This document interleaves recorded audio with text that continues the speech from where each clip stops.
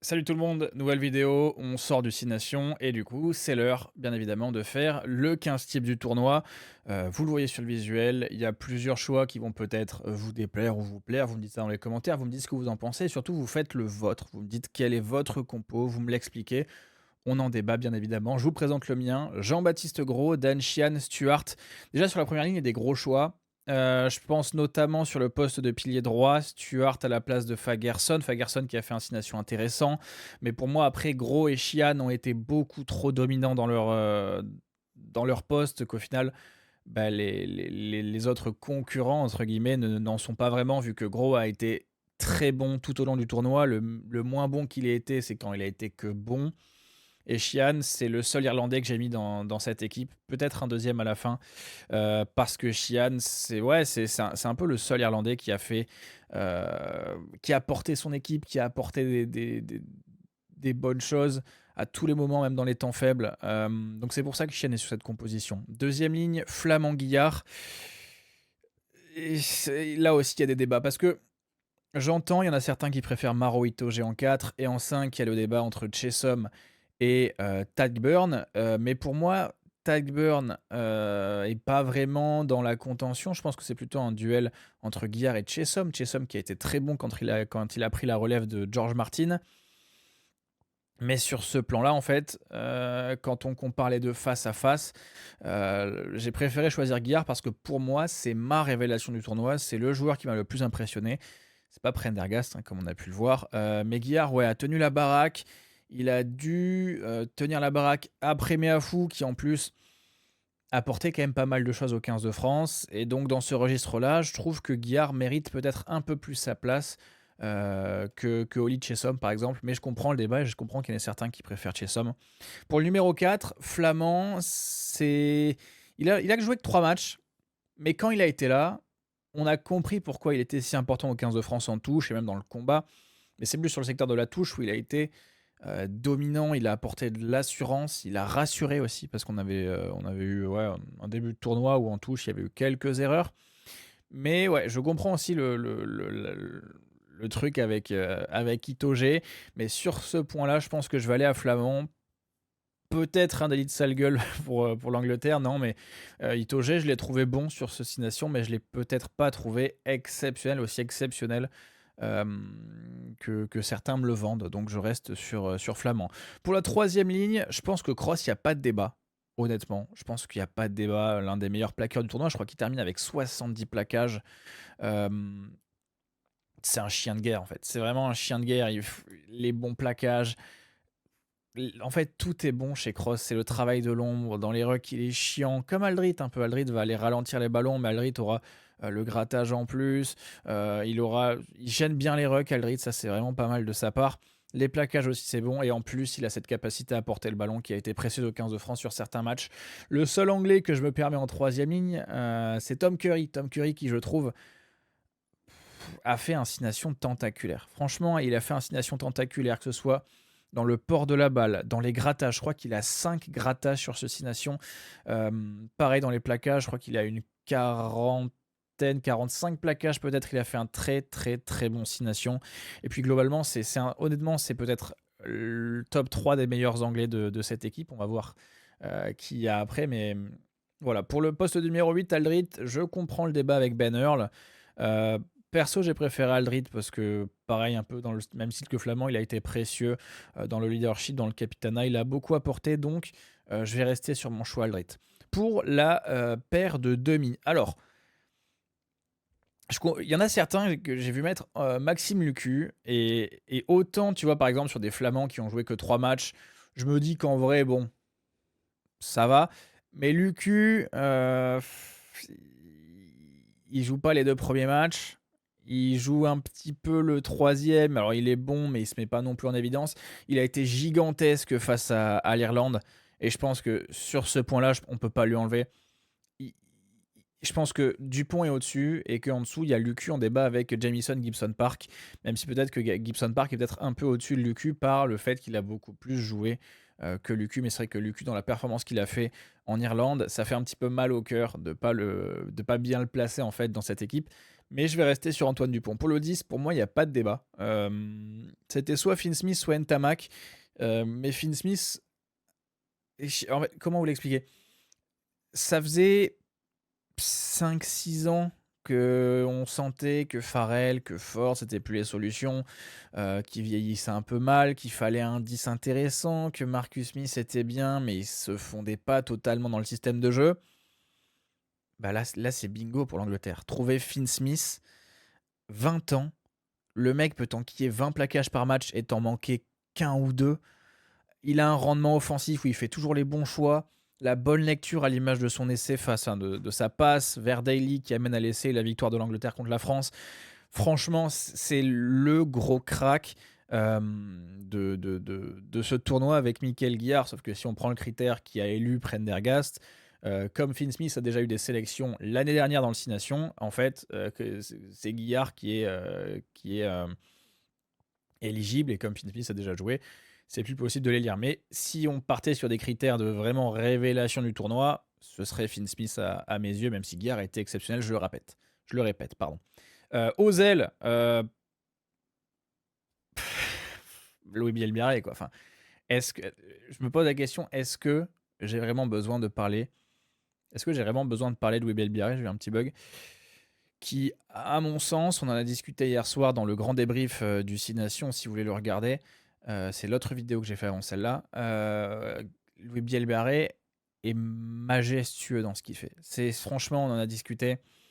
Il arrive à forcer les défenses à faire du 13-2, c'est-à-dire du 13 joueurs sur le premier rideau défensif et 2 joueurs derrière, parce que tu sais qu'avec un Ntamak qui sent bien les coups, si Ntamak ou même Ramos te fout un coup de pied dans le second rideau, ou dans le troisième, si ton 15 est mal placé, Louis Bielbiarré sera là pour le réceptionner. Et même s'il n'est pas là pour le réceptionner, avec sa défense, avec ses qualités défensives, il va te foutre une pression monstre. Alors peut-être qu'il va pas te gratter le ballon, mais il va te foutre une pression monstre.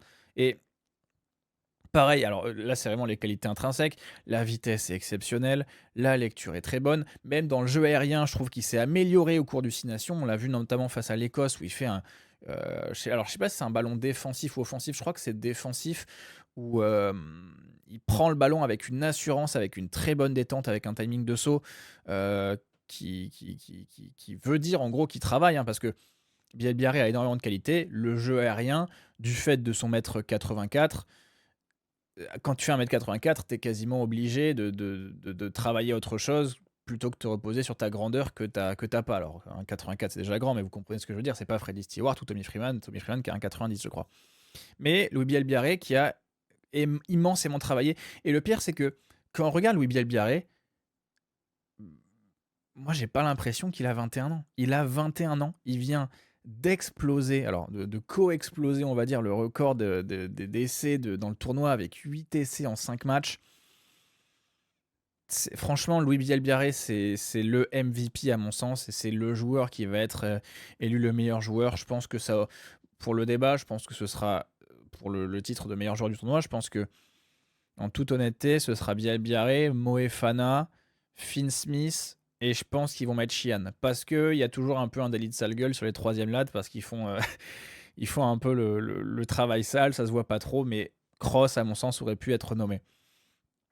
Pour Bielbiarré, voilà, je pense que ça va être lui le MVP cette année, parce qu'il fait une saison, enfin, il fait un 6 Nations déjà qui est exceptionnel, mais globalement une saison qui est très très bonne. Et là, on est honnêtement sur des bases, Louis Bielbiarré, de partir sur le joueur World Rugby de l'année. De ce qu'il a fait là, on est sur ce genre de base là. Ça me ferait un peu bizarre qu'il prenne le truc de révélation, alors que bon, c'est pas vraiment, ça fait 2 saisons qu'il est au top niveau et qu'il joue au niveau international. Et Bielbiarré là est sur un rythme de meilleur joueur de la saison.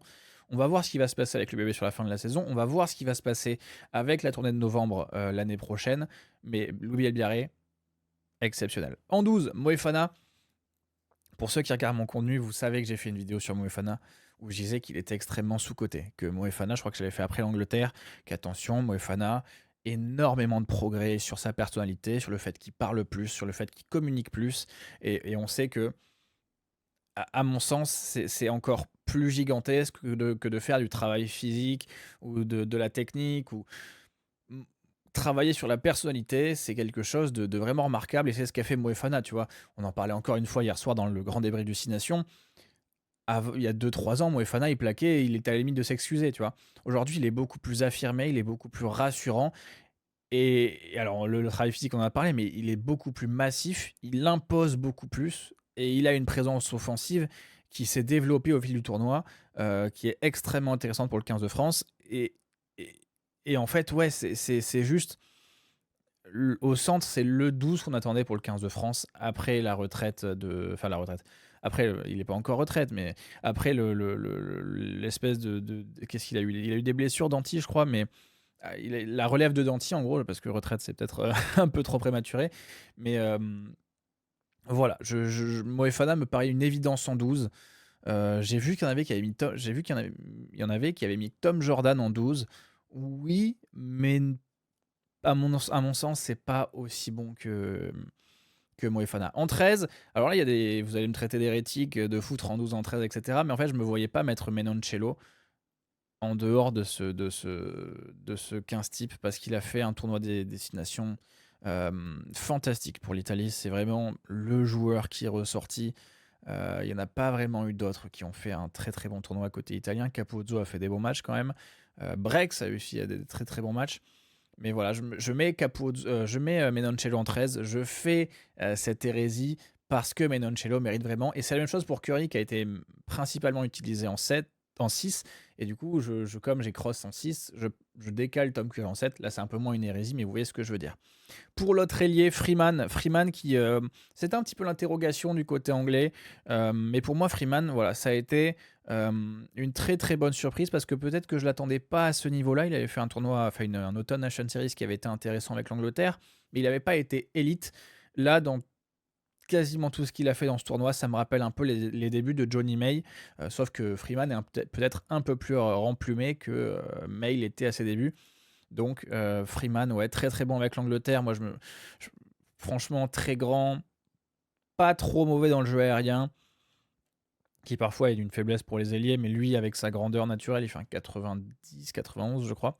Donc Freeman, ouais, très très bonne surprise. Il fait 5 essais, premier joueur depuis Bernat Salle avec Louis Bielbiarré à marquer 5 essais en 5 matchs du 6 Nations.